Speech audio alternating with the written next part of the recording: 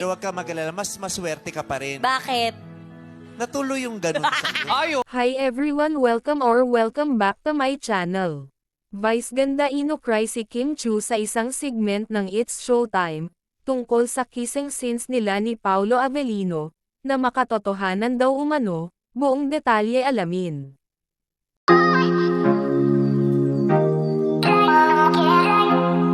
Good vibes, para sa mga Kim Pao fans, kung saan, ay nakakatawa ang mga banat ni Vice ganda kay Kim Chu, na talagang may katotohanan naman, dahil pati naman ang mga fans na nakakita ng scenes na iyon ay talagang masasabi mo na totoo ang kanilang kissing scenes ni Paolo Avellino. Kanina nga, sa It's Showtime ay walang kawala si Kim Chu, kung saan ay may segment ang naturang programa na It's Showtime, na kailangang gayahin ng mga contestants ang finale scenes ng movie ng Kim Pao, na My Love Will Make You Disappear. Ang naturang segment nga ay hindi nakaligtas si Kim Chu sa pang-uukray ni Vice ganda kay Kimi, kung saan, ay naging malaman daw ang bawat kissing scenes ni Paolo at Kimi sa naturang movie. Sabi pa ni Vice, na mas maswerte pa rin daw si Kimi, dahil natuloy daw kasi ang kissing scenes nila ni Paolo ng ilang beses, na talaga makatotohanan ang bawat emotion ng kanilang halikan, dahil nga naman sa naturang movie nila ay bawal magpahalik si Kim Chu, as sorry, dahil namamatay ang tao na kanyang mamahalin at hahalikan.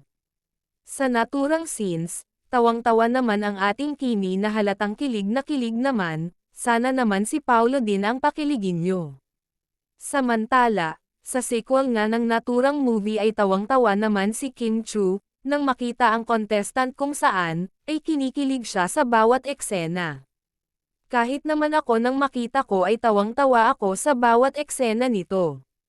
Samantala, dahil nga kahapon ay absent si Kim Chu sa It's Showtime at si Paolo naman ay walang paramdam din sa kani-kanilang social media, na lagi namang ginagawa lalo na si Kimi, ay tila naman may mga comments ang mga avid fans ni Kim Chu, at talagang pinag-uusapan nila ang magkasintahan na kapag tahimik ang dalawa, ay alam na natin na magkasama sila, at magugulat na lang tayo na may mga pictures na sila ay magkasama. Okay lang naman yan mga ka-Kim Pao fans, dahil kailangan din naman nila maglambingan ng naka-private. Pero wag ka mag-alala, mas maswerte ka pa rin. Bakit? Natuloy yung ganun sa'yo. Ayo. Pansin ko lang din, kakaiba ang saya ni Kim Chu at Paolo Avellino na ating makikita ngayon, iba talaga sa dati kaysa ngayon. Mga ka-Kim Pao fans, anong say nyo? Comment lang sa baba sa comment section.